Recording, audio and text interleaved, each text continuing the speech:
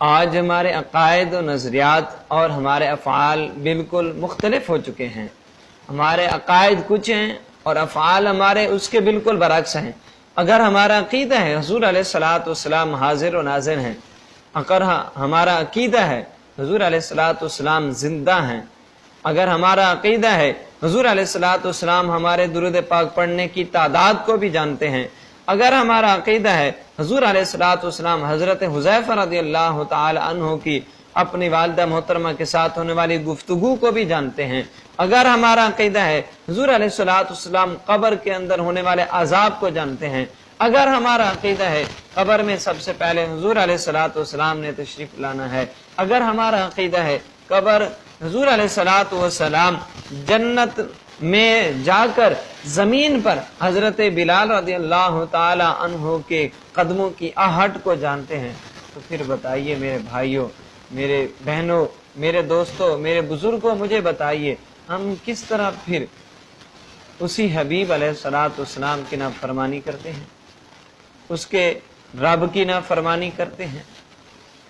آج ہم تنہائیوں میں بیٹھ کر اپنے موبائلوں میں کیا کچھ دیکھتے ہیں، آج ہمارے لیپ ٹاپ میں کیا ہے، ہمارے کمپیوٹرز میں کیا پڑا ہوا ہے۔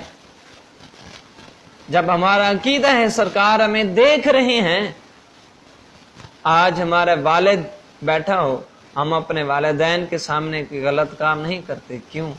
پاپا دیکھ رہے ہیں، مما دیکھ رہی ہیں، انکل دیکھ رہے ہیں۔ تو میرے بھائیوں، جب ہمارا عقیدہ ہے سرکار ہمیں دیکھ رہے ہیں، تو پھر ہم اپنے موبائل میں سانگز کیسے سنتے ہیں؟ جب ہمارا عقیدہ ہے سرکار ہمیں دیکھ رہے ہیں، تو پھر ہم کس طرح والدین کی نافرمانی کرتے ہیں؟ جب ہمارا عقیدہ ہے سرکار ہمیں دیکھ رہے ہیں، تو پھر کس طرح ہم والدین کے سامنے بولتے ہیں؟ جب ہمارا عقیدہ ہے سرکار ہمیں دیکھ رہے ہیں، تو پھر ہم کس طرح مال میں دغا بازی کرتے ہیں؟ جب ہمارا عقیدہ ہے سرکار ہمیں دیکھ رہے ہیں، پھر ہم مناب تول میں کیسے کمی کرتے ہیں؟ جب ہمارا عقیدہ ہے سرکار ہمیں دیکھ رہے ہیں، تو پھر ہم نماز کیسے چھوڑتے ہیں؟ جب ہمارا عقیدہ ہے سرکار ہمیں دیکھ رہے ہیں، تو پھر ہم جھوٹ کیسے بولتے ہیں؟ جب ہمارا عقیدہ ہے سرکار ہمیں دیکھ رہے ہیں، تو پھر ہم غیبت کیسے کرتے ہیں؟ جب ہمارا عقیدہ ہے سرکار ہمیں دیکھ رہے ہیں، تو ہم اپنے مسلمان بھائی کو تکلیف کیسے پہنچاتے ہیں؟ جب ہمارا عقیدہ ہے سرکار ہمیں دیکھ رہے ہیں، تو پھر ہم برے افعال کیسے کرتے ہیں؟ آج ہمارے عقائد اور ہمارے افعال بالکل مختلف ہو چکے ہیں۔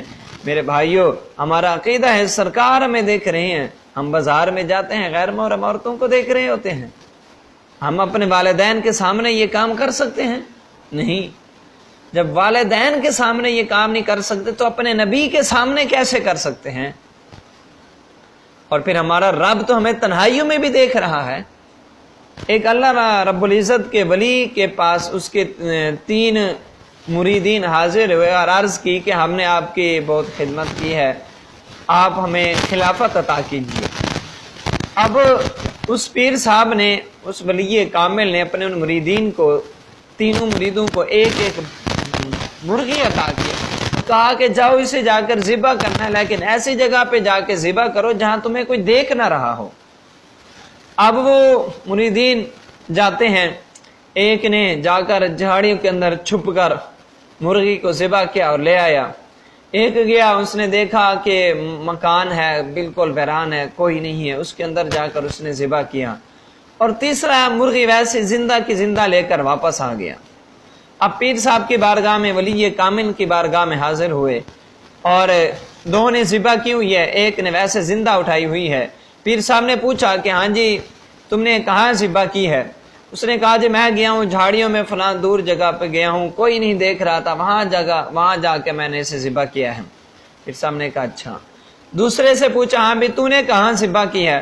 اس نے کہا میں فلاں جگہ پہ، بالکل کھنڈرات تھے، بیران علاقہ تھا، ایک مکان تھا، بالکل کوئی نہیں تھا اس کے اندر جا کے میں نے ذبح کیا، کسی نے نہیں دیکھا۔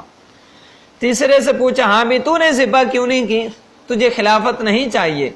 اس نے کہا جی میں نے اس لیے ذبح نہیں کی، میں جھاڑیوں میں گیا تو دیکھا میرا رب مجھے دیکھ رہا ہے، میں بند کمرے میں گیا تو دیکھا میرا رب مجھے دیکھ رہا ہے، میں صحراؤں میں گیا دیکھا میرا رب مجھے دیکھ رہا ہے، میں جہاں بھی گیا دیکھا میرا رب مجھے دیکھ رہا تھا۔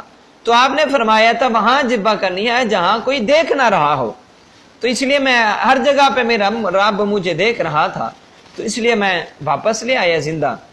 اس ولی کامل ان سے کہا کہ اس نے میری مریدی سے اور میرے صحبت سے فائدہ اٹھایا ہے، اس نے اس شخص کو جو مرغی زندہ لے کر آیا تھا اسے خلافت عطا کر دی، اور فرمایا یہ حال ہے خلافت کا۔ تو میرے بھائیو ذرا نظر غور کیجئے کہ آج ہمارا رب کہ ہمیں نہیں دیکھ رہا؟